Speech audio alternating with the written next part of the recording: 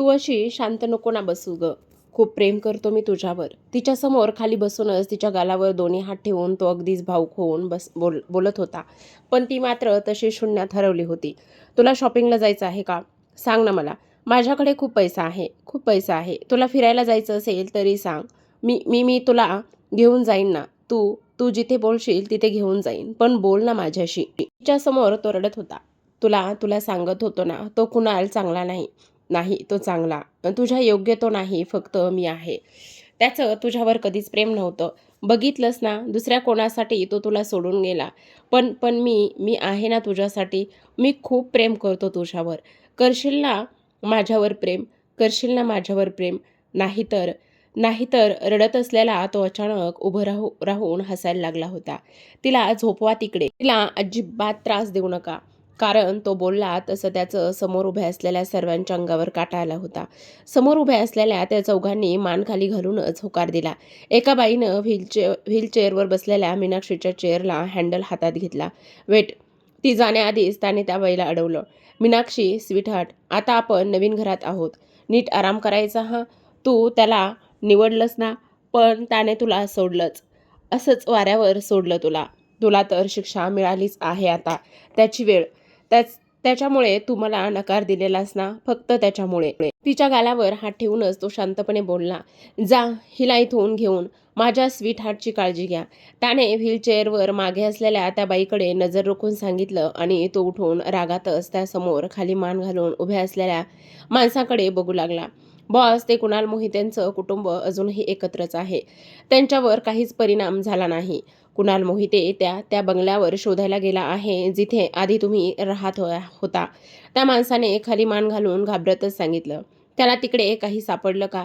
त्याने चिडूनच विचारलं होतं. नाही बॉस, तुम्ही सांगितलं होतं ते तिकडेच ठेवलं आहे. त्या माणसाने लगेच त्याला सांगितलं. गुड. आता त्याला शोधू देत, किती शोधायचं आहे ते. तो हसतच बोलला. बॉस, पण ते अजूनही एकत्रच आहेत.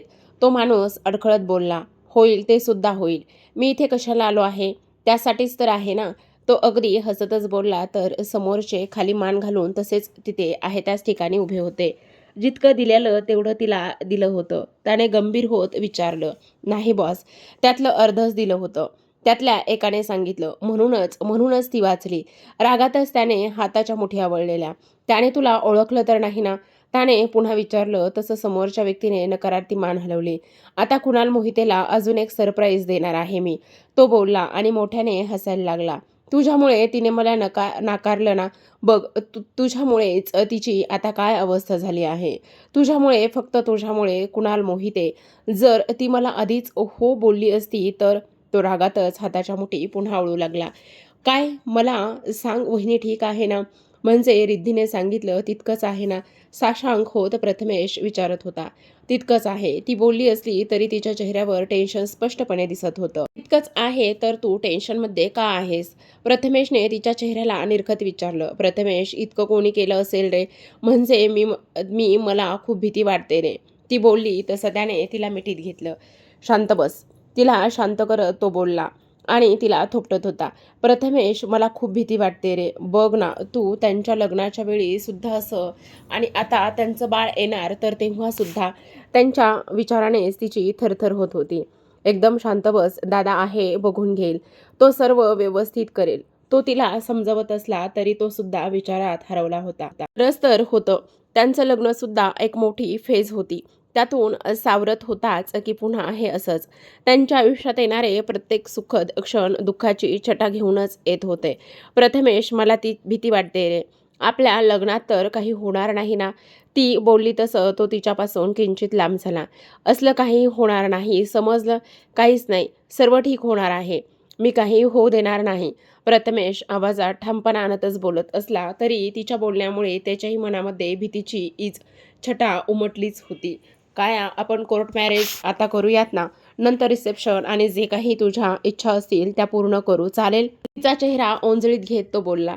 तिचे डोळे पाण्याने डबडबले होते तर त्याच्याही चेहऱ्यावर टेन्शन स्पष्टपणे दिसत होते. चालेल. मला तुझ्याशी लग्न करायचं आहे. मला आधीची काळजी घ्यायची आहे. मला बाकीच काही नकोय. काया त्याला विलगत बोलली. हं, ये तू तिकडे. मला आता तुझ्यापासून लांब नाही राहायचे. त्याने सुद्धा तिच्या भोवतीची मिठी घट्ट केलीच. काय सॉरी यार, लग्नासाठीची तुझी साधीशी इच्छा मी पूर्ण करू शकत नाही. प्रथमेश काहीसा उदास होतच बोलला. तू आधीच माझी खूप मोठी इच्छा पूर्ण केली आहेस प्रथमेश. अजून मला काहीच नकोय. काया हसतच बोलली. चल मी निघतो, प्रथमेशने सांगितलं. थांब ना, कायाने उदास चेहरा करून सांगितलं. मॅडम, आत्ता घरात तुम्ही एकट्याच आहात. तुला फक्त मी सोडायला आलो आहे. लवकरच गेलो नाही तर माझ्या सासूबाई काय बोलतील? उगाच तिचा मूड ठीक करण्यासाठी तो बोलला. तिला काहीही बोलू देत, मला काहीच प्रॉब्लेम नाही. त्याच्या गालावरून उगाच उलट बोट फिरवत ती बोलली. तसं त्याने झटक्यात तिला आपल्या मिठीत ओढून घेतलं. काय करत होती? आता कर. तिला मिठीत घेऊन तिच्या ओठावर अंगठा प्रेस करून रब करत तो बोलला. तसं तिचे डोळे बंद झाले. तिचा श्वास अडकला गेला होता. त्याला मात्र गंमतच वाटत होती. पण तिचे ते जड झालेले श्वास बघून तो काहीसा भावुक झाला होता. आता नाही ग सहन होत, तिला मिठीत घेत तो बोलला. तसं त्याच्या डोळ्यातून एक थंब तिच्या खांद्यावर पडला. तसं ती सुद्धा त्याला घट्ट बिलगली. रडत तर ती सुद्धा तेवढीच होती. काया, मला तुझ्यात गुंतायचं आहे ग, खूप खूप गुंतायचं आहे. तुझ्या प्रेमात गुंतायचं आहे मला.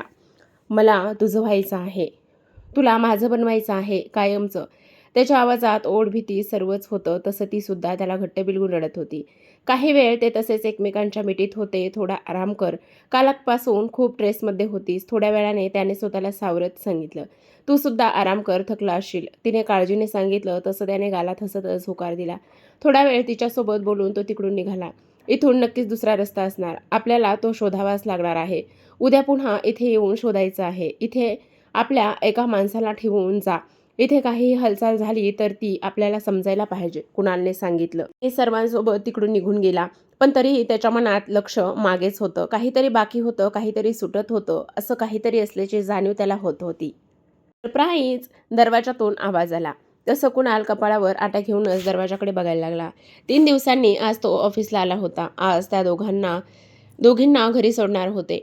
घरी लवकर यायचं या अटीवर त्याला आज ऑफिसमध्ये येऊ दिलं होतं. आज ऑफिसला जाण्यासाठी अगदी सर्वांचाच नकार होता. पण अटी आणि शर्ती लागू या तत्वावर त्याला ऑफिसला पाठवलं होतं. त्यामुळे काहीही करून संध्याकाळी त्याला हॉस्पिटलमध्ये अगदीच वेळेवर जायचं होतंच. म्हणून कामं पटापट हातावेगळी करणं सुरू होतं. 3 दिवसांचं काम बाकी होतं. ऑफिसमध्ये येताच त्याने त्याच्या लीगल डिपार्टमेंटला त्या बंगल्याचे पेपर्स आणि लीगल माहिती काढायच्या कामाला लावून झालं होतं. इतकंच नाही तर होईल तेवढं त्याने ही बातमी मार्केटमध्ये पसरवली होती. मार्केटमध्ये बातमी पसरवण्याआधी त्याने त्या बंगल्यावर लक्ष ठेवायला माणसं पाठवली होती, जी घराच्या बाहेरच नाही तर घराच्या आतसुद्धा होणाऱ्या प्रत्येक हालचालीवर लक्ष ठेवणार होते. घराच्या बाहेरसुद्धा पूर्ण परिसर त्याने त्याच्या नजरेखाली ठेवला होता. निदान पुढचे काही दिवस ते तसंच राहणार होतं. कारण त्या बंगल्यातून बाहेर पडण्याचा मार्ग जरी तो शोधू शकला नसला तरी आतून बाहेर जाण्याचा मार्ग तरी सापडावा असंच काहीसं त्याला वाटत होतं. मार्केटमधली ही बातमी त्या बंगल्याबद्दल काहीतरी माहिती देऊ शकेल असं त्याला वाटत होतं. बंगल्यात खूप शोधून सुद्धा काही सापडलं नव्हतं. म्हणून त्याच रात्री त्याने हा प्लॅन बनवला होता. रोज जाऊन तो तिकडे त्याची एनर्जी वाया घालवणार नव्हता आणि म्हणूनच त्याने हा प्लॅन बनवला होता. त्याचं सोबत बंगल्याच्या आत त्याच्या माणसाकडून शोध चालूच राहणार होता. पण तो मात्र आता तिकडे जाणार नव्हता की त्या बंगल्यात शोध चालू आहे हे जाणून देणार नव्हता. त्याउलट ती जागा त्याचीच आहे ही बातमी पसरवणार होता आता तो. श्वास घेण्यासाठी सुद्धा वेळ अपुरा पडेल इतकी कामं त्याच्या पुढ्यात होती. ती तो करतच होता की अचानक आलेल्या या आवाजाने त्याचं लक्ष वेधून घेतलं होतं.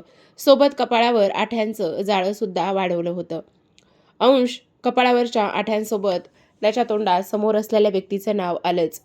इतक्या वर्षांनी भेटल्यावर असं भेटणार मला.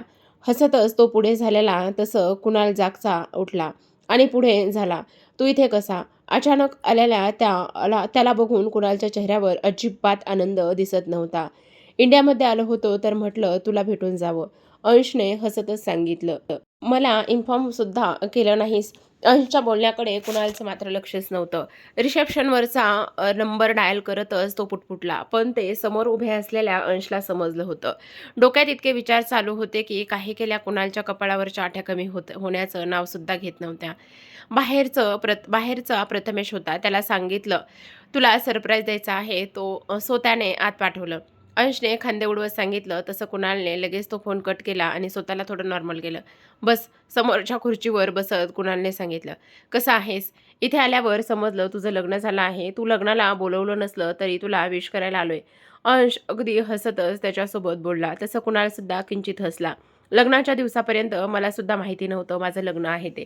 कुणाल हसतच बोलला. तसं त्याच्या समोर बसलेल्या अंशला सुद्धा हसायला चालू होतं. And congratulations.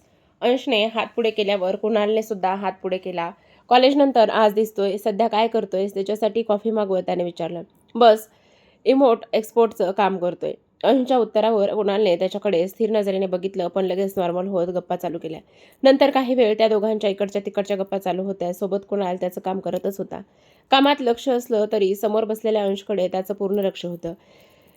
मी सांगितलेलं तुम्हाला समजत नव्हतं का? स्नेहा चिडली होती. सर्वांकडे रागाने बघत होती, पण तिच्याकडे कोणीच लक्ष देत नव्हतं. म्हणून चांगलीच धुसफूस चालू होती तिची. स्नेहा आणि पियाला डिस्चार्ज दिला होता. नुकतेच सर्व घरी आले होते. स्नेहाच्या एका बाजूने प्रथमेश होता, तर एका बाजूने सागर. अजूनही अशक्तपणा होता, पण तरीही हट्टाने ती घरी आली होती. कुणालने पियाला उचलून आधीच आत आणलेलं, तर स्नेहाला बाहेर उभं केलं होतं. स्नेहाचं आणि बाळाचं स्वागत करण्यासाठी वानरसेना गेटपासून मेन दरवाजापर्यंत लाईनमध्ये उभी होते. तर स्वागतासाठी कायाच्या आधाराने पिया दरवाजात उभी होती. मागेच कुणालसुद्धा होताच. इतर वेळी ते हे सर्व बघून तिला काहीच वाटलं नसतं. किंबहुना याहून जास्त चांगलं स्वागत केलं असतं याची खात्री मात्र तिला होती. पण आज आज तिला काहीच नको होतं, तरीही तिचं स्वागत होत होतं आणि म्हणूनच ती चिडली होती. पण त्यांच्यापैकी कोणीही काही न बोलता त्यांचं त्यांचं करतच होते. डॅड हे सागरच्या बाजूला उभे असलेल्या रवीकडे पाणवलेल्या नजरेने बघत ती बोलण्याचा पूर्ण प्रयत्न करत होती. पण भावूक झालेली आणि सोबत रागसुद्धा होता. अगदी सर्वच भावना एकवटून आल्याने तिला काहीच बोलायला जमत नव्हतं. पुढे चल, तिला जास्त उभं राहायला जमणार नाही. बाळाला हातात घेऊन किंचित हसतच ते बोलले असले तरी त्यांचे डोळेसुद्धा पाणावले होते. नातवंड म्हणजे दुधावरची साय. ती साय त्या मजबूत हातात अगदी हळूवार घेतली होती आणि समोर तितकंच भावनिक दृश्य होतं. नुकतंच बाळ गमावलेलं ते दोघे या नवीन बाळाच्या स्वागतासाठी जोडीने उभे राहिले होते, अगदी प्रसन्न चेहऱ्याने. स्नेहा तिच्याकडे बघतच हळूहळू पुढे जात होती, तर तिच्यासोबत तिला आधार देत ते दोघे, तर बाळाला घेऊन रवी सर्वच मधून जात होते.